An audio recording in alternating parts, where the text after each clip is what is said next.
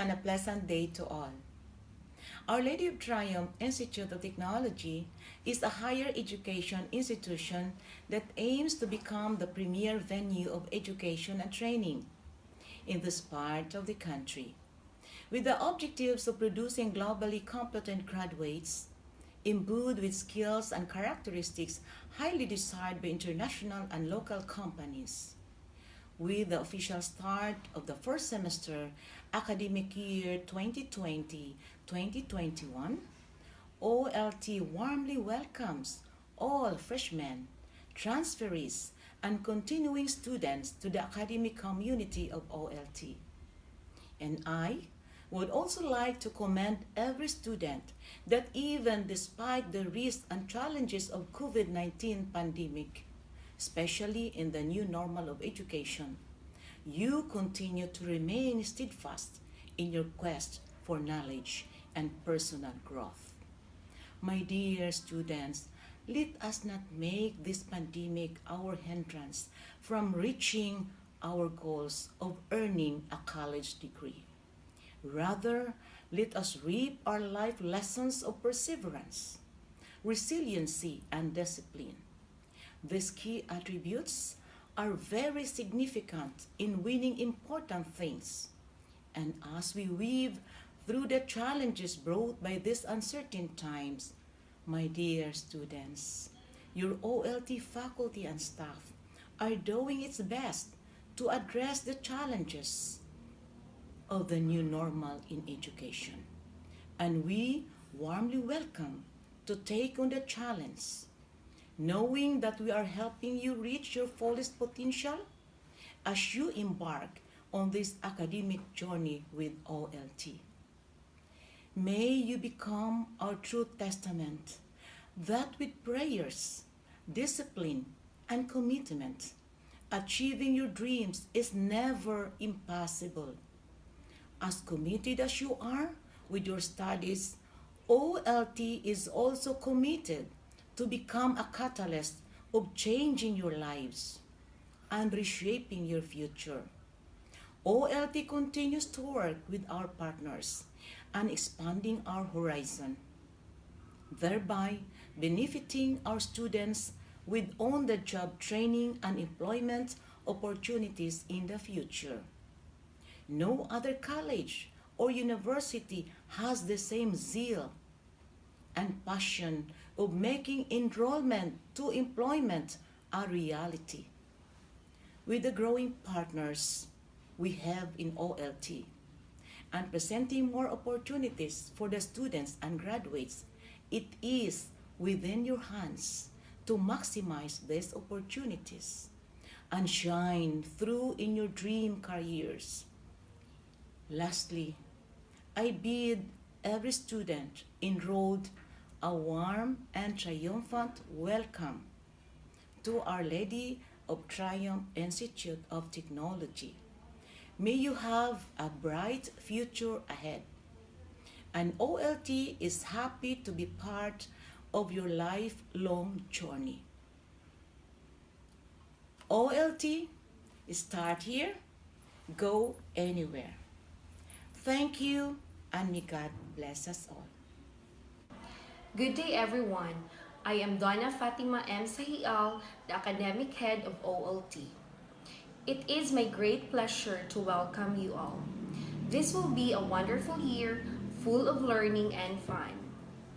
Our Lady of Triumph Institute of Technology offers 6 programs approved by Commission in Higher Education: the Bachelor of Science in Marine Transportation, Bachelor of Science in Marine Engineering, Bachelor of Science in Hospitality Management, Bachelor of Technical Vocational Teacher Education, Bachelor of Science in Criminal Justice Education, and Bachelor of Science in Social Work. As we embark in this journey toward embracing the new normal in education, OLT will provide alternative learning delivery modalities to be offered for various types of learners: modular, online, and blended. This will ensure the continuity of inclusive and accessible education with the use of 3 modes of flexible learning. In this new normal in education, Assessments and grades were reviewed and reimagined.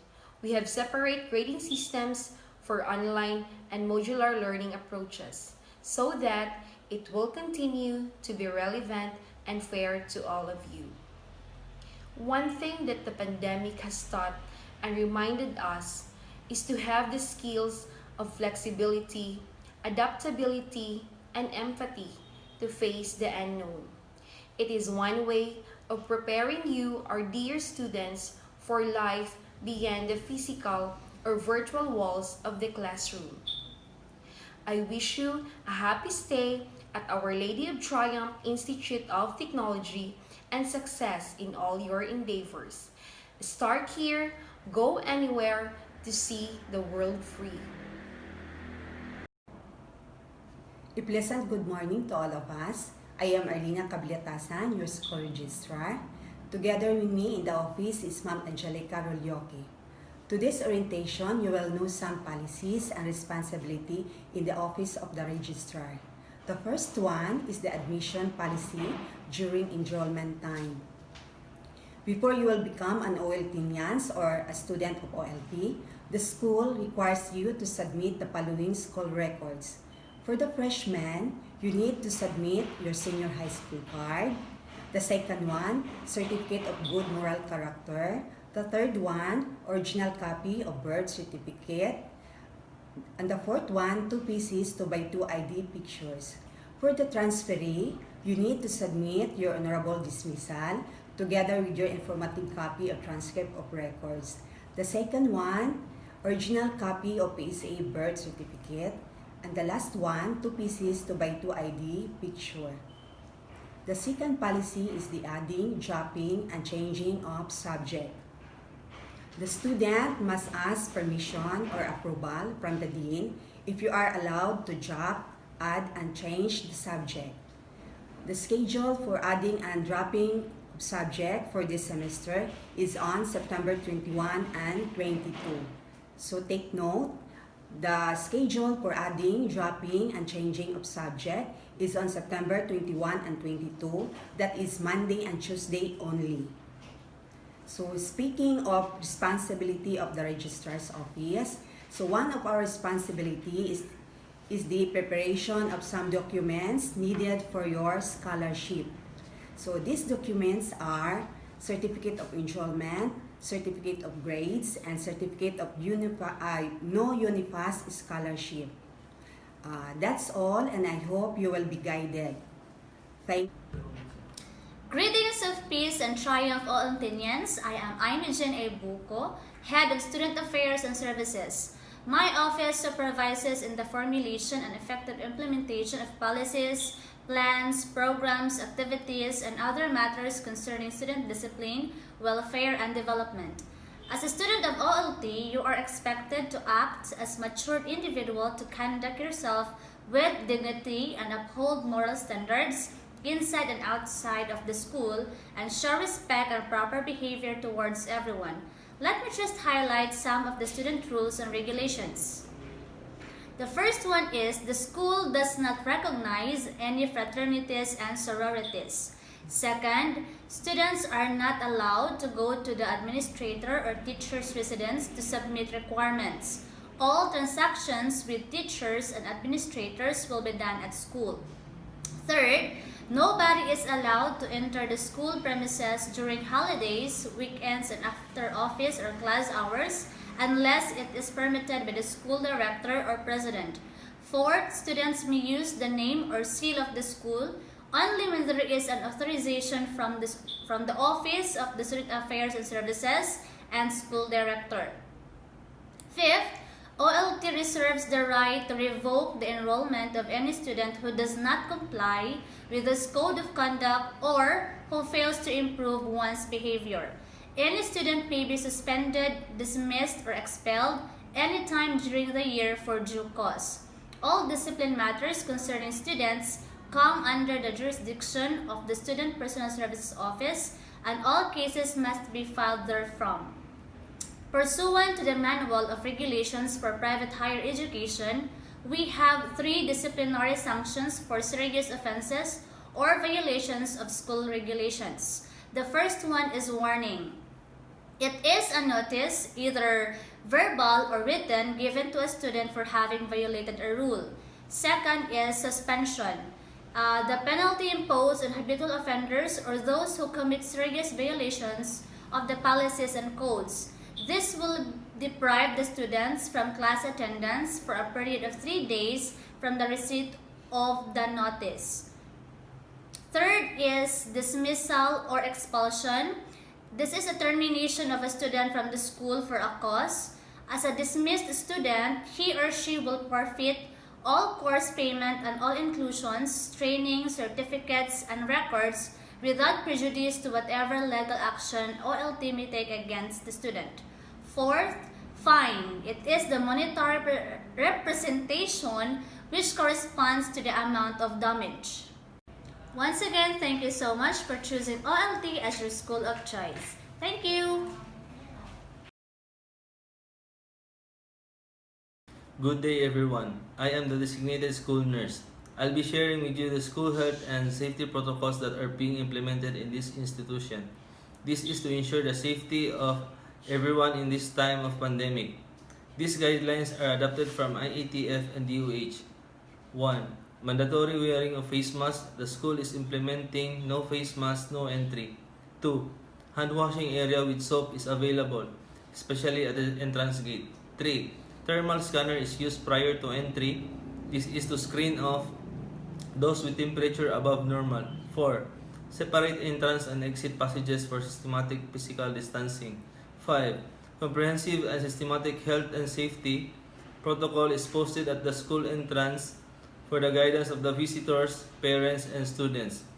6. Logbook is used upon entry to record temperature, address, and important details. Exercising confidentiality and prudence. 7. Direction guide signages, arrows, ground floor markings are visible for social distancing. Symptoms of COVID-19: fever, chest pain, chills, rapid heartbeat, difficulty of breathing, headache, sore throat, cough, shortness of breath. Spread via coughing and sneezing. Treatment: there is no specific antiviral treatment recommended for COVID-19. People infected with COVID should receive supportive care to help relieve symptoms. For severe cases, treatment should include care to support vital organ functions. People who think they may have been exposed to COVID-19 should contact the healthcare provider immediately. Preventions: first, wash your hands with soap and running water with hands are visible dirty. Second, if your hands are not visible dirty, frequently clean, then by using alcohol or hand sanitizer. Protect others from getting sick. When coughing and sneezing, cover your mouth and nose with flexed elbow or tissue. Throw the tissue into closed bin immediately after use. Clean hands with alcohol or soap and water after coughing and sneezing, and when caring for the sick. Avoid close contact when you are experiencing cough and fever. If you have fever, cough, and difficulty of breathing, seek medical care early and share previous travel history with your healthcare provider. Stay healthy while traveling. Avoid travel if you have cough and fever. When coughing and sneezing, cover your mouth and nose with flexed elbow or tissue. Throw the tissue away immediately and wash hands. If you have to choose wear face mask, be sure to cover mouth and nose. Avoid touching mask once it's on. Immediately discard single-use masks after each use and wash hands after removing mask. Shopping wet markets. Wear face mask and face shield. Wash hands with soap and water after touching animals and animal products. Avoid touching eyes, nose, and mouth. Avoid contact with stray animals, waste, and fluids in market. Disinfect your things when you get home. Protect yourself from COVID. See a doctor if symptoms of fever and cough. Take 8 to 10 glasses water daily. One's health is important. Maintain a healthy lifestyle and clean environment. Prepare healthy and well-cooked meals. Never forget to cover your mouth and nose when you're coughing and sneezing. Crowded places should be avoided. Observe proper hand washing. Vitamin C supplements and vegetables should be taken daily. Start here and go anywhere. God bless us all and thank you. Hi, good morning, students of OLT Pagadian. I am Mrs. Milagros Ortega Mendoza, your school guidance coordinator. Today's orientation will give you information of the following guidance services, wherein the guidance is committed to facilitate the personal development of the students. The needed healthy atmosphere and privacy are afforded. Identify their strengths and weaknesses. Develop their talents, skills, potentials, and how to relate with people. It also offers guidance and counseling services to different platforms, online and offline pockets. Guidance services embedded to the orientation pack, which includes the services and information which will be provided to students in appropriate forms, such as PDF copy, audio-video copy, include with the LMS. A guidance hour will be launched and will be available in audio-video forms as well as live, which will tackle different topics that ensures the psychosocial development of the students. So keep posted for our students counseling teleconference, which are scheduled on the following date, October 19 to 23 and November 23 up to 27. Thank you, and once again, Good morning, everyone. I'm Michi Laborte, cashier of OLT Pagadian. In behalf of the Finance Department, I'm here to discuss some procedures under our department. So, payment for school fees may be done in full at the time of enrollment or by installment basis. So, once you're officially enrolled at OLT, you will be given a student passbook. So, it's stipulated here your name, course and year, and a total assessment for the whole semester. So this is available at the Finance Department before the periodic examination. The examination permits can also be secured from our department upon payment of the required amount stipulated in your passbook. So please be reminded that no student is allowed to take any examination without an examination permit. An entrance fee is charged to every enrollee of OLT, payable upon enrollment and non-refundable. The schedule of examination shall be posted at OLT Pagadian official Facebook page for general information. So every semester, periodic examinations are observed in the following schedules. So we have prelim examination, which consists of first and second prelim, midterm, semifinal, and final examination. So every periodic examination, a student is required to pay 20% of the total fees after the deduction of the required entrance fee. For example, if your total school fees for this semester is 7,000 pesos, less 1,000 for entrance fee, so your remaining balance will be 6,000. So since we have 5 scheduled exams, so let's divide it into 5, so the result is 1,200. So that would be your required amount in every examination plus other charges like modules and etc. All students with bank accounts are required to pay in full the previous balance upon enrollment. So during the final examination, it is expected that you have settled your financial obligation to the school. And students who failed to take the examination on scheduled dates are allowed to take special exam upon payment of special examination fee of 30 pesos per subject. For adding and dropping charges, 1 week after the scheduled adding and dropping, the student will pay 100 pesos per subject. So for the withdrawal of enrollment charges, 50% of the total school fees will be charged if withdrawal is done during the enrollment period or within the first week of classes for the regular semester. And full payment of the total school fees will be charged if withdrawal is done or within the second week of classes for the regular semester. I believe that you are already aware that OLT offers 100% free of tuition fee under the Don Leonardo and Doña Adela Scholarship Program. So everyone can enjoy the benefit of 100% free tuition provided that you will maintain an 80% grade per subject at every end of the semester. So this scholarship will be granted until you graduate as long as you will maintain the required passing grade. So if ever the student could not maintain the passing grade, he or she shall pay the tuition fee. But it depends upon the number of subjects that has a grade below 80%. So for example, if Mr. Juan de la Cruz has a 79% grade on his major subject at the end of this semester, therefore he can only avail the 75% free of tuition on the second semester. And the remaining 25% of his tuition fee will be added to his school fees. But then, if he can able to maintain his grades at the end of the second sem, he can enjoy the 100% free upon enrollment on the following semester. So for those students who are not living in the city proper, you can send or pay your school fees via our remittance center partner, which is the MWillier. So kindly check the bills payment form. So for any queries and clarifications, please do contact OLT Pagadian hotline numbers 0951-5758-716 or 0955-769153.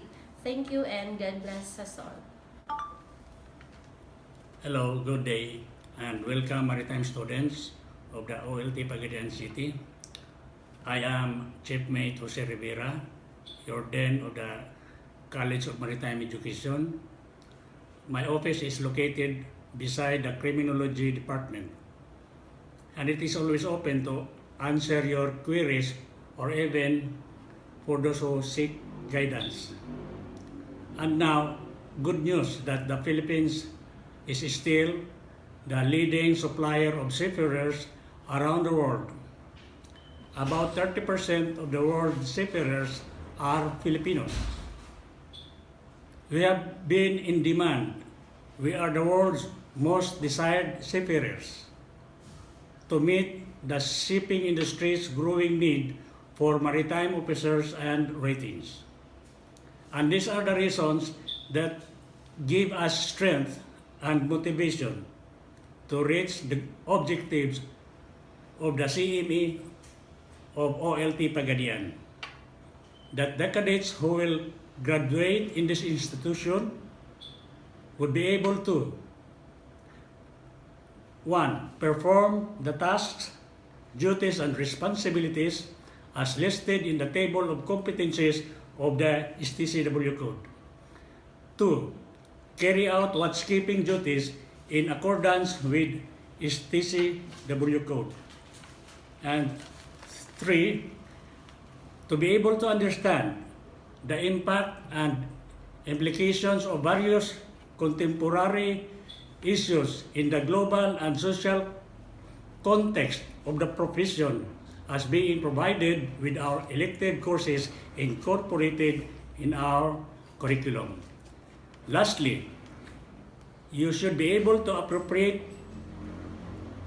techniques, skills, and equipments as provided in our world-class simulators and laboratories.